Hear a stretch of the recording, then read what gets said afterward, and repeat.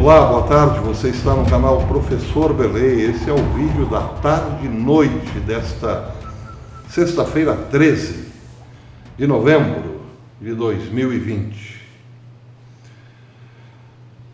Quem ganhará, Trump ou Biden? Ora, isso no momento é o que menos importa para Israel. Israel está numa sinuca de bico sem precedentes na sua história moderna. Tudo porque apostou e muito na vitória de Biden, mas precisa nesse momento mais do que nunca de Donald Trump. Isso sim é uma grande sinuca de bico, mas é o que está acontecendo nesse momento em Israel.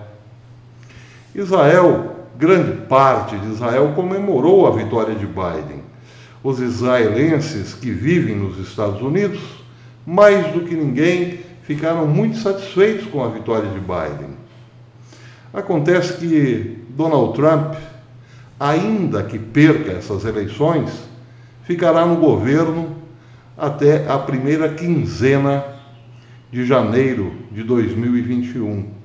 Só que os problemas de Israel são urgentes, ou melhor, o problema de Israel é urgente, urgentíssimo. E o nome dele é bem curtinho: Irã.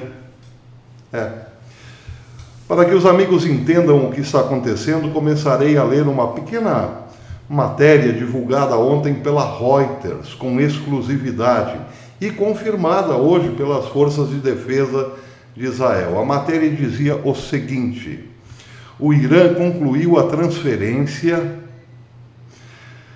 de parte de suas centrífugas avançadas de Natanz para uma planta subterrânea 17 vezes maior do que Natanz, de instalação de superfície. Isso de acordo com o relatório confidencial da Agência Internacional de Energia Atômica, acessado pela Reuters. Isso ontem.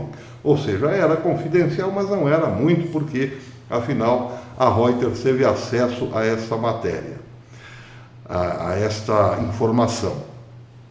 A matéria continua dizendo que a decisão de usar uma usina subterrânea de enriquecimento de urânio foi tomada, aparentemente, para resistir a possíveis bombardeios e ataques aéreos após a explosão nas principais instalações nucleares de Natanz. Eu dei essa notícia com destaque aqui vários dias nesse canal, em julho deste ano, que o governo iraniano chamou de um ato de sabotagem. Bem, então acontece o seguinte: a usina de Natanz, que enriquecia urânio como se não houvesse amanhã, que era bem segura e poderosa, foi, pelo menos parte dela, transferida para outra muito mais poderosa, 17 vezes maior, segundo a mídia russa, 17 vezes maior.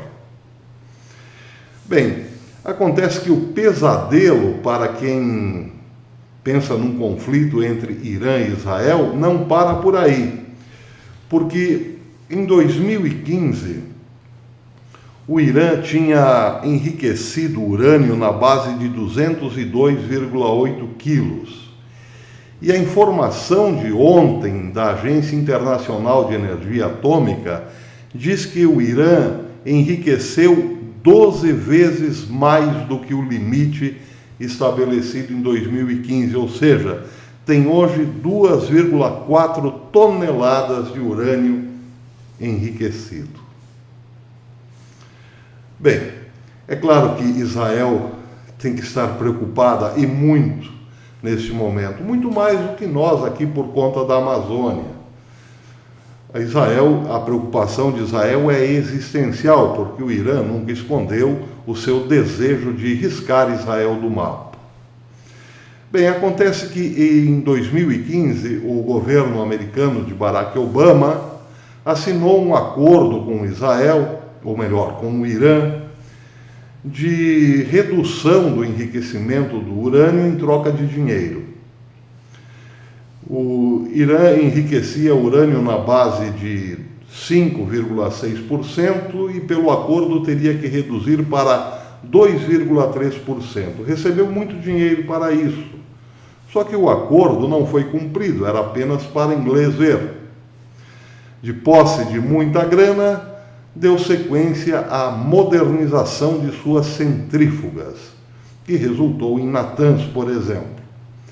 Bem, quando Donald Trump assumiu o poder, sabia ele que todo o acordo feito com Barack Obama era meio que fictício e, portanto, saiu do acordo e impôs muitas restrições ao Irã, embargos econômicos e assim por diante.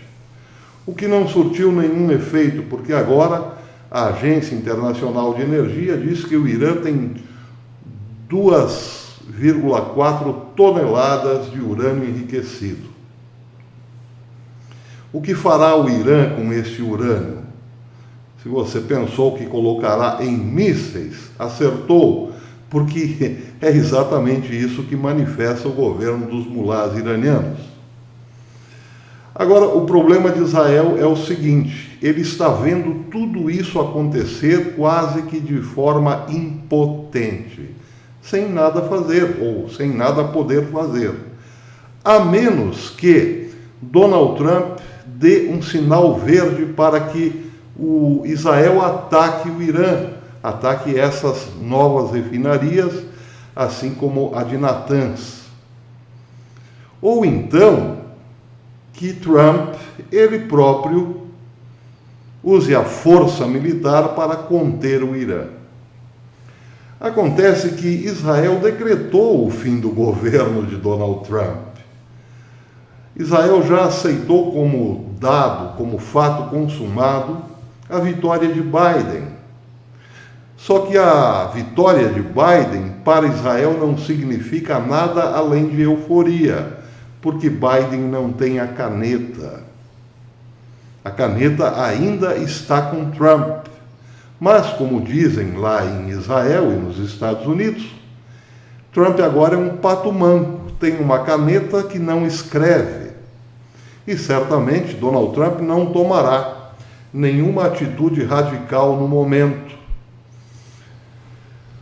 Por duas razões. Primeiro, porque se tiver Trump certeza de que não conseguirá reverter judicialmente o resultado das eleições, não deixará o governo acionando o botão vermelho. Ou melhor, não provocará uma guerra contra o Irã justamente na sua saída. E se vencer, também não o fará. Porque se tiver certeza de que vencerá, Donald Trump não queimará esta possibilidade aventurando-se numa guerra agora. E tudo isso complica e muito a vida de Israel, que, como disse, tem pressa. Só que, sem poder contar com Donald Trump, terá que recorrer a quem? A Biden. Mas, ora, Biden é o presidente eleito na mídia. Ele não tem poder de decisão. E aí, como fica? Bem, poderá tomar uma decisão solitariamente, mas aí terá contra si a comunidade internacional inteira, principalmente a União Europeia, que anda de boa há muito tempo com o Irã. E terá também, claro, um Joe Biden com um sentimento de ser traído antes de assumir. Isso é uma sinuca de bico. O Jerusalém Post disse há pouco, hoje, numa matéria, que é importante ter em mente, em meio a especulações, mais uma vez, durante um período presidencial de pato manco, que em suas últimas semanas no cargo, Donald Trump ordenará uma ação militar dos Estados Unidos contra o Irã ou dará luz verde a Israel, bem como alguma assistência para que Israel ataque o Irã por conta própria. Israel está precisando mais do que nunca acreditar que Trump será o amigão da vez. A matéria começou lembrando o fim de mandato de George Bush. Em 2008, a expectativa em Israel era essa. George Bush estava entregando o governo para um democrata, Barack Obama. E Israel acreditava, com todas as suas forças, que Bush, antes de deixar o governo, destruiria as usinas nucleares do Irã. Só que Bush não fez o que Israel sonhava. E aí veio Barack Obama e fez tudo o contrário. Deu forças para o Irã e tratou muito mal a Israel. 8 anos de desprezo para Israel. E agora Israel está acreditando na mesma história.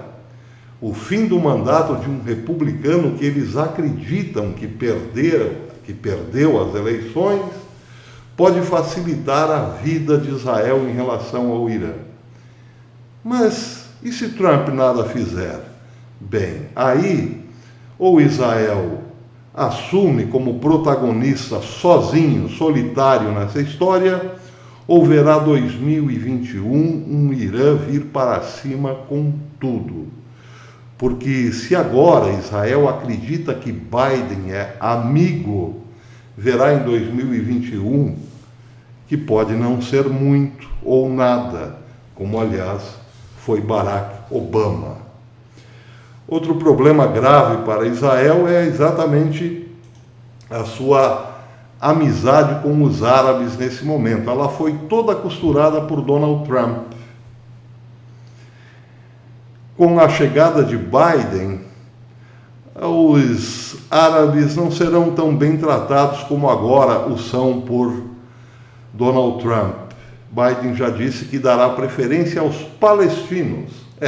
Isso, em outras palavras, quer dizer o seguinte: dará preferência para Turquia e Irã, ao invés dos árabes. E aí? Bem, aí Israel ficará mais sozinho do que nunca mesmo. Essa é a situação que pode ocorrer. Sinuca de bico, sim, mas tudo porque Israel hoje é um país dividido internamente. Não há país mais dividido no mundo hoje do que Israel. E essa é em si mesmo a sua grande sinuca de bico. Se ficar, o bicho pega. Se correr, o bicho come. Ou ao contrário, se ficar, o bicho come. Se correr, o bicho pega.